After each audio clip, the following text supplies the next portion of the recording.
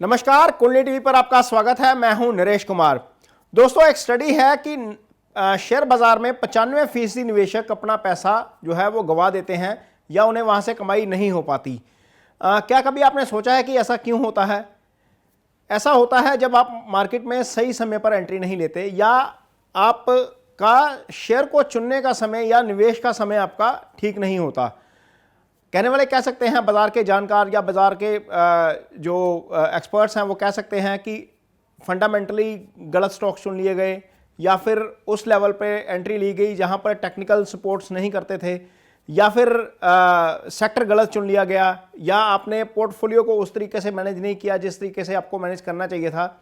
लेकिन इसके बावजूद, इन तमाम चीज़ों के बावजूद 95% निवेशक यदि शेयर बाजार में इंट्राडे के निवेश में हानि उठाते हैं या उनको लाभ नहीं हो पाता और एक साल में मार्केट छोड़ जाते हैं, तो कहीं ना कहीं उसके लिए सितारे भी जिम्मेवार हैं। जी हाँ, यदि आपकी कुंडली में सितारों की चाल ठीक नहीं है या आपकी कुंडली इस तरह की नहीं है कि आप शेयर बाजार में निवेश करें, तो आपको इस चीज़ से बचना चाहिए। सबसे पहले, यदि आप शेयर बाजार में निवेश करना चाहते हैं तो वो आप एक कारोबार की तरह करते हैं उसको। आप सोचिए, यदि आप एक दुकान खोलना चाहते हैं या एक नया कारोबार खोलना चाहते हैं तो उसके लिए विशेष तौर पर आप एक मुहूर्त निकलवाते हैं। उस मुहूर्त के दौरान आप पूजा करते हैं, फिर एनालिसिस किया जाता है कि आपकी कुंडली के मुताबिक वो बिज़नेस सूट आपको करता है या नहीं करता है। सारी चीज़ों का ज्योतिषीय आकलन करने के बाद आप उस बिज़नेस में जाते हैं।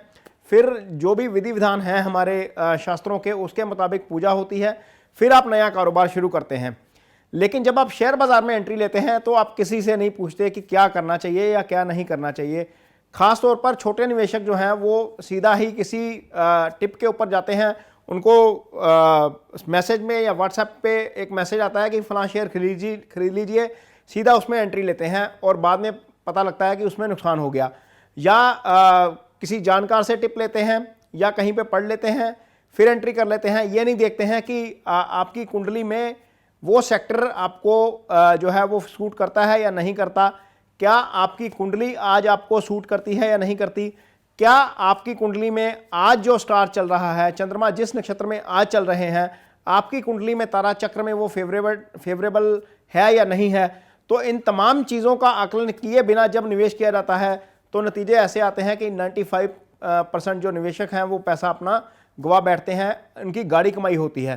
खैर, ये तो थी एस्ट्रोलॉजी और इसकी बात, शेयर बाजार की बात। एक बार फिर आपका स्वागत है बाजार के स्टार प्रोग्राम में। हम इन विषयों पर लगातार चर्चा करते रहेंगे और यदि किसी को लगता है कि उसकी कुंडली का विश्लेषण जो है वो करना चाहिए तो आप सबसे पहले एक काम करिए, आप अपनी कुंडली का विश्लेषण करवाइए किसी अच्छे जानकार से और फिर निवेश की तरफ जाइए या फिर इंट्राडे ट्रेडिंग की तरफ जाइए। क्योंकि जब तक आपकी कुंडली में 5वां घर, 12वां घर, गुरु और बुध की पोजीशन ठीक नहीं है, तब तक आपको निवेश से बचना चाहिए मेरे ख्याल से। ये एक एस्ट्रोलॉजिकल रीज़न है शेयर बाज़ार को लेकर, क्योंकि बड़े बड़े निवेशक हैं जो शेयर बाज़ार में वो सबसे पहले कुंडली ही स्टडी करवाते हैं और कुंडली स्टडी करने के बाद फिर टाइम निकालते हैं, उस समय निवेश करते हैं, तो उनकी चीज़ें काफ़ी बेटर रहती हैं।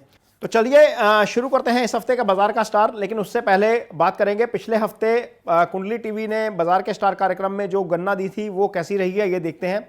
18 अक्टूबर के दिन शनि ने चाल बदली थी और शनि वक्री अवस्था से मार्गी अवस्था में आए थे और कुंडली टीवी की गणना इस दिन मेटल शेयरों में तेजी की थी।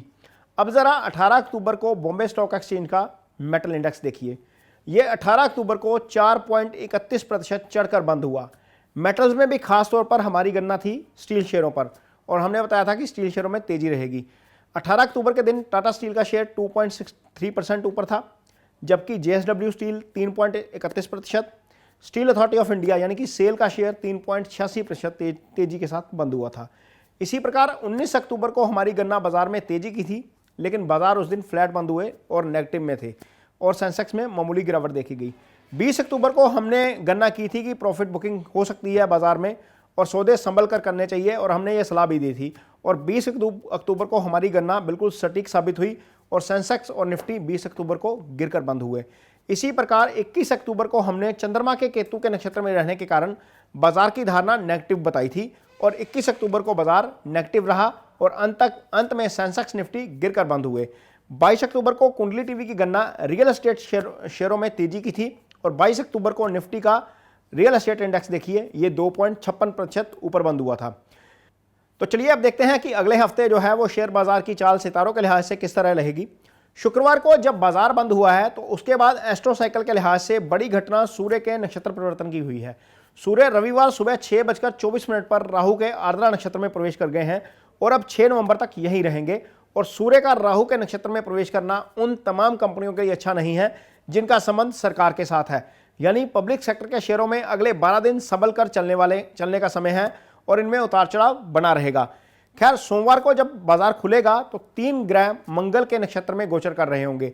गुरु और मंगल पहले से मंगल के नक्षत्र में ही गोचर कर रहे हैं, जबकि चंद्रमा भी सुबह सोमवार मंगल के नक्षत्र में गोचर करेंगे।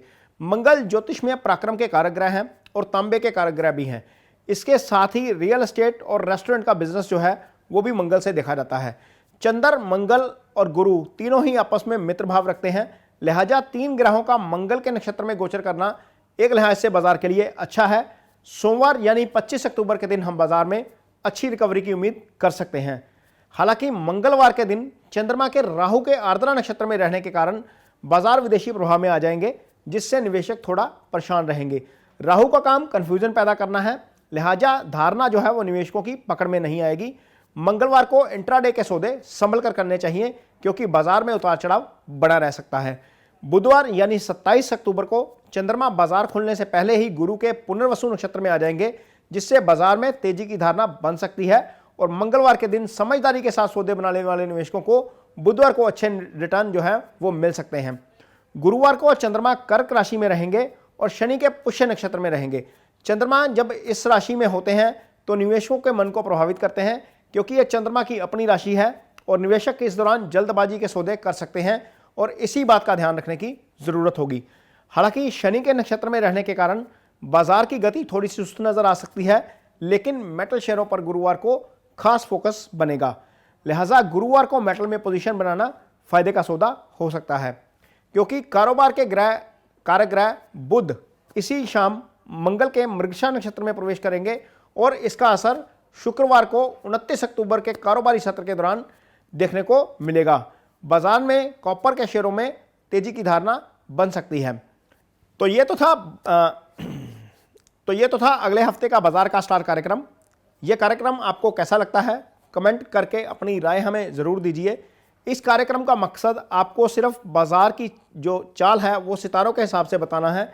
इस कार्यक्रम को देखकर किसी भी तरह का निवेश ना करें, और निवेश यदि आप करते हैं तो अपने निवेश सलाहकार की राय जो है वो ज़रूर लें, क्योंकि बाजार में फंडामेंटल भी ज़रूरी हैं, टेक्निकल्स भी ज़रूरी हैं, इकोनॉमी की समझ भी ज़रूरी है।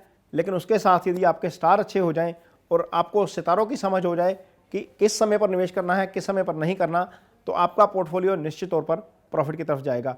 हमारी तरफ से शुभकामनाएं। नमस्कार।